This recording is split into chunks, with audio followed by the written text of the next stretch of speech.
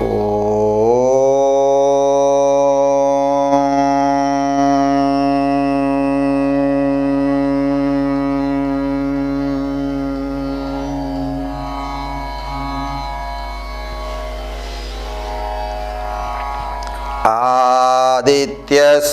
ನಮಸ್ಕಾರಾನ್ ಯೇ ಕುರ್ವಂತಿ ದಿನೇ ದಿನೇ ಆಯುಃ ಪ್ರಜ್ಞಾಬಲಂ ವೀರ್ಯಂ ತೇಜಸ್ತೇಷಾಂ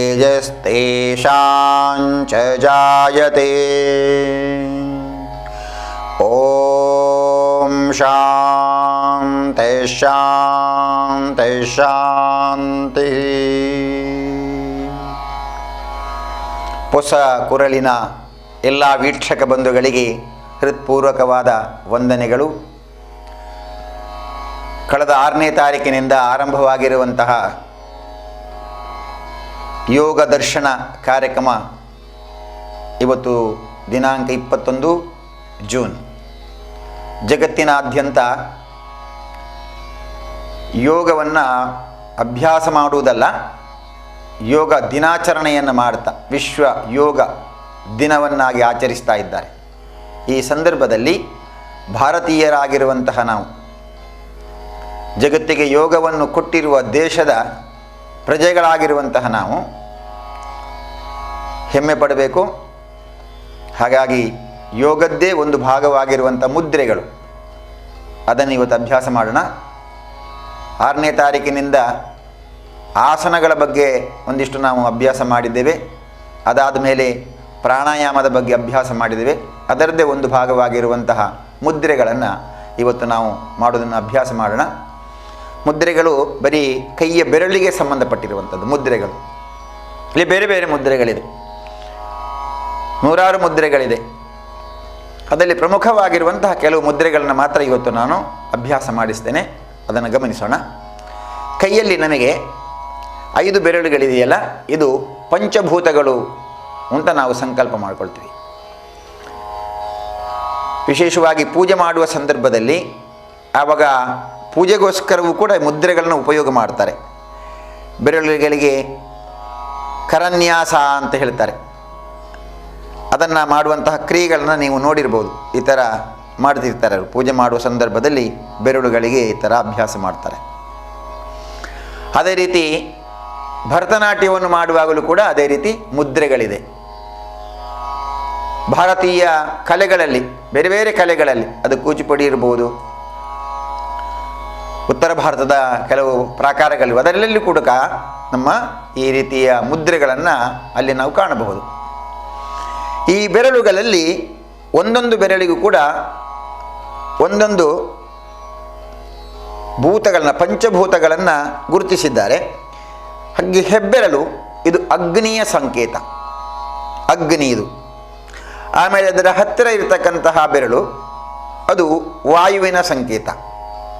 ಮುಂದಿನದು ಸ್ವಲ್ಪ ದೊಡ್ಡದಿದೆ ನೋಡಿ, ಇದು ಬೆರಳು ಎತ್ತರವಾಗಿ ದೊಡ್ಡದಿದೆ, ಇದು ಆಕಾಶ ತತ್ವವನ್ನು ಗುರುತಿಸುತ್ತದೆ. ಇನ್ನು ಅದರ ಹತ್ತಿರದ ಬೆರಳು ಇದು ಭೂಮಿಯ ಸಂಕೇತ, ಇದು ಪೃಥ್ವಿಯನ್ನು ಪ್ರತಿನಿಧೀಕರಿಸ್ತದೆ. ಇನ್ನು ಚಿಕ್ಕ ಬೆರಳು ಇದು ಜಲ, ನೀರನ್ನು ಪ್ರತಿನಿಧೀಕರಿಸ್ತದೆ. ಹೀಗೆ 5 ಬೆರಳುಗಳು. ಅದು ಬಲ ಮತ್ತು ಎಡ ಬೆರಳಿಗೆ ಎರಡಕ್ಕೂ ಕೂಡ ಸಮಾನವಾಗಿರ್ತದೆ. ಇಲ್ಲಿ ನಾವು ಗಮನಿಸಬೇಕಾಗಿದೆ ಏನಂದರೆ, ನನ್ನ ಶರೀರದಲ್ಲಿ ಯಾವ ಯಾವ ಸಮಸ್ಯೆಗಳಾಗುತ್ತೋ ಈ ಬೆರಳಿನ ಮುಖಾಂತರವಾಗಿ ಅದನ್ನು ಪರಿಹಾರ ಮಾಡಿಕೊಳ್ಳಬಹುದು ಅಂತ ಹೇಳುವಂಥದ್ದು.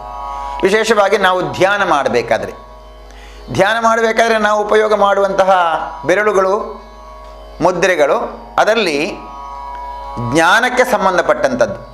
ಗಾಯತ್ರಿ ಮಂತ್ರದ ಕೊನೆಯಲ್ಲಿ ಹೇಳ್ತೇವಲ್ಲ, ಗಾಯತ್ರಿದ 3 ಭಾಗ, ಅದರಲ್ಲಿ ಕೊನೆಯಲ್ಲಿ ಧಿಯೋ ಯೋನಃ ಪ್ರಚೋದಯಾತ್ ಅಂತ, ನನ್ನ ಧೀಶಕ್ತಿಯನ್ನು, ಬುದ್ಧಿಶಕ್ತಿಯನ್ನು, ಜ್ಞಾನಶಕ್ತಿಯನ್ನು ವೃದ್ಧಿ ಮಾಡುವಂಥ. ಇಲ್ಲಿ ಈ ಹೆಬ್ಬೆರಳನ್ನು ಅಗ್ನಿ ಅಂತ ಯೋಚನೆ ಮಾಡಿದ್ದೇವೆ ನಾವು. ಅಗ್ನಿ ಅಂದರೆ ಸೂರ್ಯ ಅಂತ ಯೋಚನೆ ಮಾಡಿಕೊಳ್ಳೋಣ. ಸೂರ್ಯನ ಹತ್ತಿರ ಇರುವಂತಹ ಗಾಳಿ ಮತ್ತು ಸೂರ್ಯ. ಈಗ ಒಂದು ಸಣ್ಣ ದೀಪವನ್ನು ನಾವು ಬೆಳಗಬೇಕಾದ್ರೆ ಏನು ಬೇಕು? ಅದಕ್ಕೆ ಗಾಳಿ ಅವಶ್ಯಕತೆ ಇದೆ. ಗಾಳಿ ಇಲ್ಲ ಅಂತಾದರೆ ದೀಪ ಬೆಳಗಲಿಕ್ಕೆ ಅಥವಾ ಅದು ಉರಿಲಿಕ್ಕೆ ಸಾಧ್ಯ ಇಲ್ಲ. ಅದೇ ಸಣ್ಣ ದೀಪ ಇದೆ, ಹೆಚ್ಚು ಗಾಳಿ ಬಂದರೆ ಅದು ನಂದಿ ಹೋಗಬಹುದು. ಅದೇ ಸ್ವಲ್ಪ ಹುಲ್ಲಿನ ರಾಶಿ ಇದೆ, ಅಲ್ಲಿ ಬೆಂಕಿ ಬಿದ್ದಿದೆ, ತುಂಬ ದೊಡ್ಡ ಹಿತ್ತಿಲಿದೆ, ಪೂರ್ಣ ಹುಲ್ಲಿದೆ, ಸ್ವಲ್ಪ ಗಾಳಿ ಹೆಚ್ಚಾಗ್ತಾ ಬಂದರೆ ಇಡೀ ಹೊತ್ತಿ ಹೋಗುತ್ತೆ. ಹೀಗೆ ಗಾಳಿಯ ಸಂಪರ್ಕದಿಂದ ಅಗ್ನಿ ಸಂಪೂರ್ಣವಾಗಿ ಆವರಿಸ್ತದೆ, ದಹಿಸ್ತದೆ. ಹಾಗೆಯೇ ನಮ್ಮ ಶರೀರದಲ್ಲಿರ್ತಕ್ಕಂತಹ ಅಗ್ನಿ ಏನಿದೆ ಅದು ವಾಯುವಿನ ಸಂಪರ್ಕದಿಂದಾಗಿ ಜ್ಞಾನ ವೃದ್ಧಿಯನ್ನು ಮಾಡುತ್ತೆ. ಅದಕ್ಕೆ ಚಿನ್ಮುದ್ರೆ ಅಂತ ಹೇಳ್ತಾರೆ. ಚಿನ್ಮುದ್ರೆ ಅಂತ, ಅದಕ್ಕೆ ಚಿನ್ಮುದ್ರೆ ಅಂತ ಹೇಳ್ತಾರೆ. ಇಲ್ಲಿ ಈ ಬೆರಳಿನ ತುದಿ ಇದೆಯಲ್ಲ, ಇದೆಲ್ಲವೂ ಕೂಡ ನಮ್ಮ ಮಿದುಳನ್ನು ಎಲರ್ಟ್ ಮಾಡ್ತದೆ. ಮಿದುಳಿನಲ್ಲಿರುವಂತಹ ಕೋಶಗಳು ಸಹಸ್ರ ಶೀರ್ಷಂ ಶ್ವೇತಂ ಅಂತ ನಮ್ಮ ಗುರುಗಳ ತಲೆಯಲ್ಲಿರುವ ಮಿದುಳಿನಲ್ಲಿರ್ತಕ್ಕಂಥ ಎಲ್ಲ ಜೀವಕೋಶಗಳು ಅದು ಜಾಗೃತವಾಗಿತ್ತಂತೆ. ಅದಕ್ಕೆ ಸಹಸ್ರ ಅಂತ ಹೇಳಿದ್ದಾರೆ. ಸಾವಿರಾರು ಜೀವಕೋಶಗಳು. ನಮ್ಮದೆಲ್ಲ 1% ಅದು ಎಲರ್ಟ್ ಆಗಿರಲಿಕ್ಕಿಲ್ಲ. ಆದರೂ ಕೆಲವೊಮ್ಮೆ ನಾವು ಭಾರಿ ಬುದ್ಧಿವಂತರು ಅಂತ ತಿಳ್ಕೊಂಡಿರ್ತೀವಿ ನಾವು. ಆದರೆ ಜ್ಞಾನಿಗಳದ್ದು, ವಿಜ್ಞಾನಿಗಳದ್ದು ಅಲ್ಲಿರ್ತಕ್ಕಂಥ ಮಿದುಳಿನ ಎಲ್ಲ ಸೆಲ್ಗಳು, ಎಲ್ಲ ಜೀವಕೋಶಗಳು ಜಾಗೃತವಾಗಿರ್ತದೆ.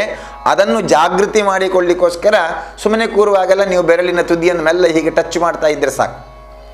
ಹೀಗೆ ಟಚ್ ಮಾಡ್ತಾ ಇದ್ದರೆ ಮಿದುಳಿನ ಎಲ್ಲ ಜೀವಕೋಶಗಳು ಜಾಗೃತ ಆಗತ್ತೆ.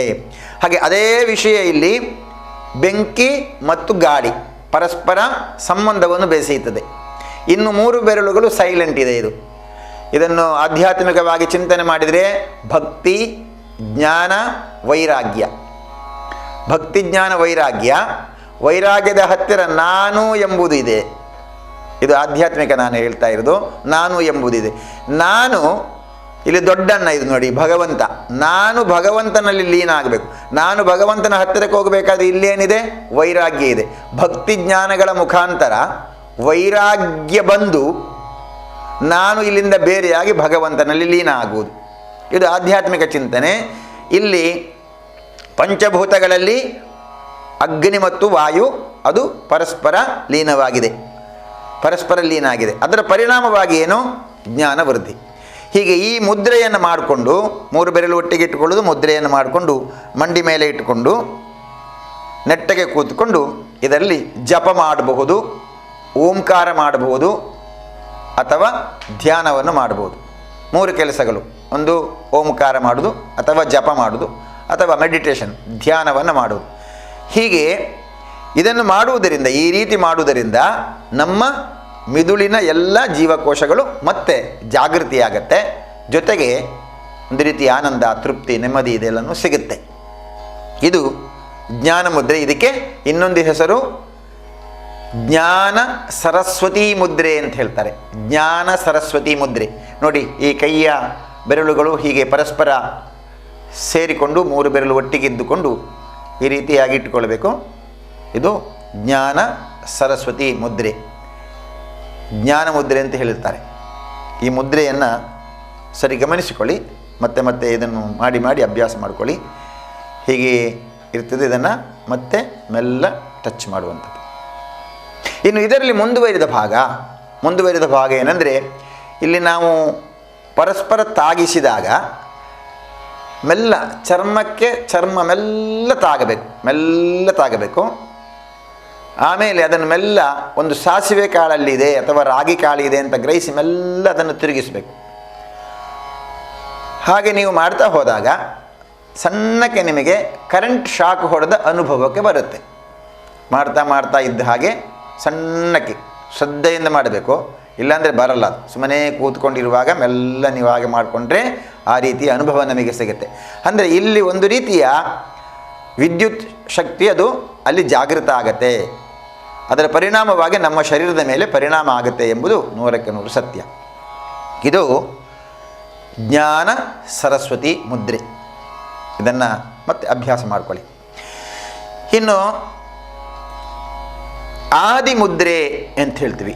ಆದಿಮುದ್ರೆ ನಾವು ತಾಯಿಯ ಗರ್ಭದಲ್ಲಿ ಇರುವ ಸಂದರ್ಭದಲ್ಲಿ ನಾವು ಹಿಡ್ಕೊಂಡಿರುವಂಥ ಮುದ್ರೆ ಅದು. ಪ್ರತಿಯೊಬ್ಬನು ಆ ಮುದ್ರೆಯನ್ನು ಮಾಡಿರ್ತಾನೆ. ಆದಿಮುದ್ರೆ. ಚಿಕ್ಕ ಬೆರಳಿನ ಹತ್ತಿರ ಹೆಬ್ಬೆರಳನ್ನು ತರುವುದು, ಆಮೇಲೆ ಹೆಬ್ಬೆರಳಿನ ಮೇಲೆ ಚಿಕ್ಕ ಬೆರಳನ್ನು ಜೋಡಿಸ್ಕೊಳ್ಳೋದು, ಅದರ ಮೇಲೆ ಇನ್ನೊಂದು ಬೆರಳನ್ನು ಜೋಡಿಸೋದು, ಅದಾದ ಮೇಲೆ ಇನ್ನೊಂದು ಬೆರಳನ್ನು ಜೋಡಿಸೋದು, ಮತ್ತು ಪೂರ್ಣ 4 ಬೆರಳನ್ನು ಜೋಡಿಸಿಟ್ಕೊಳ್ಳೋದು. ಇದು ಒಳಗಡೆ ನೋಡಿ, ಇದು ಒಳಗಡೆ ಹೀಗೆ ಬಂದಾಗಿದೆ, ಪೂರ್ಣ ಬಂದಾಗಿದೆ. ಪೂರ್ಣ ಟೈಟ್ ಮಾಡಿ ಇಟ್ಕೊಳ್ಬೇಕು. ಹೆಬ್ಬೆರಳು ಒಳಗಡೆ ಇದೆ. ಇಲ್ಲಿ ಸ್ವಲ್ಪ ಕಾಣಿಸ್ತಾ ಇದೆ ಅಷ್ಟೇ, ಅದು ಒಳಗಡೆ ಇಲ್ಲ. ಇದನ್ನು ಒತ್ತಿಕೊಳ್ಬೇಕು ಎಲ್ಲ ಬೆರಳಿನಿಂದ. ನೋಡಿ, ಎಲ್ಲ ಬೆರಳಿನಿಂದ ಅದನ್ನು ಸ್ವಲ್ಪ ಅಲ್ಲಿ ಒಂದು ಸ್ವಲ್ಪ ಒತ್ತಿಕೊಳ್ಬೇಕು, ಈ ಥರ. ಇದು ಪೂರ್ಣ ಹೆಬ್ಬೆರಳು.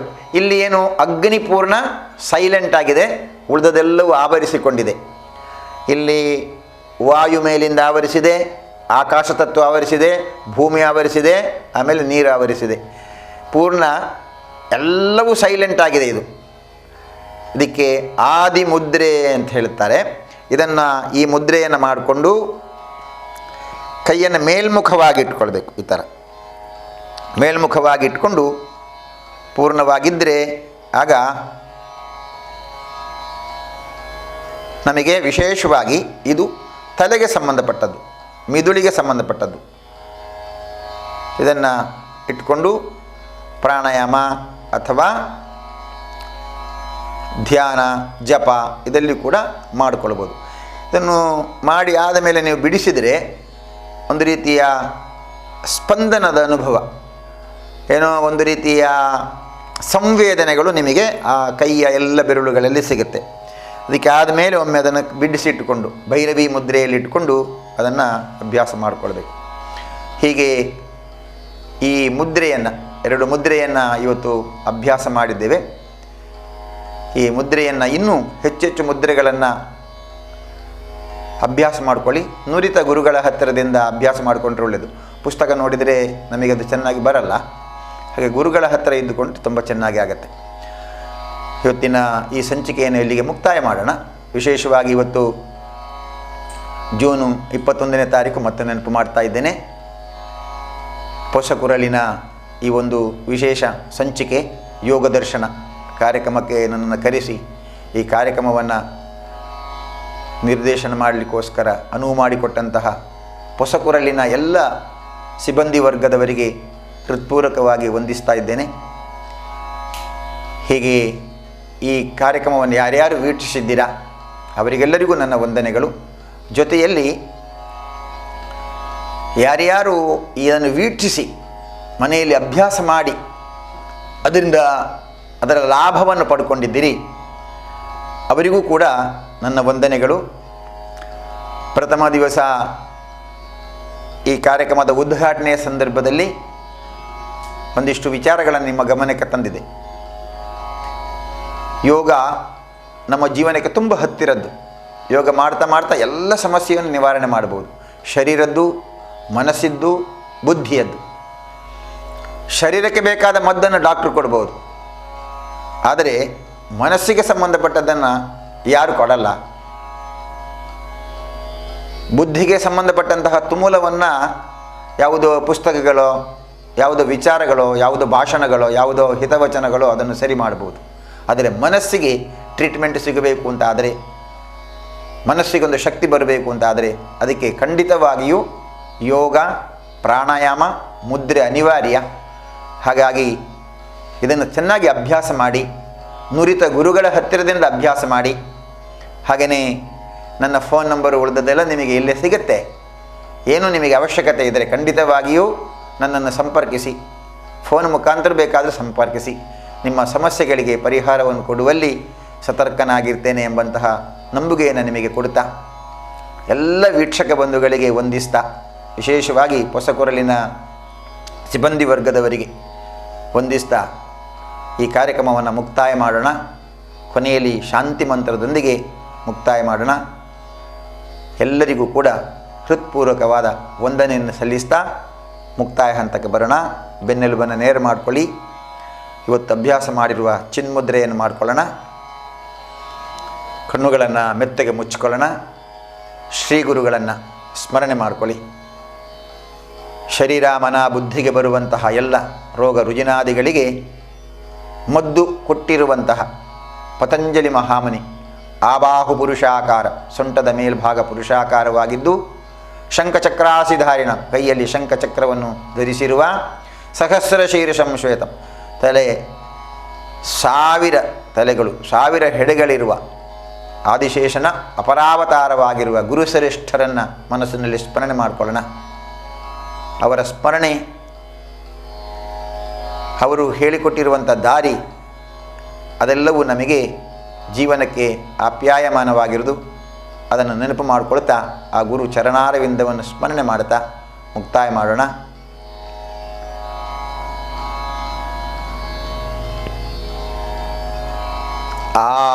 ಆದಿತ್ಯಸ್ಯ ನಮಸ್ಕಾರಾನ್ ಯೇ ಕುರ್ವಂತಿ ದಿನೇ ದಿನೇ ಆಯುಃ ಪ್ರಜ್ಞಾಬಲಂ ವೀರ್ಯಂ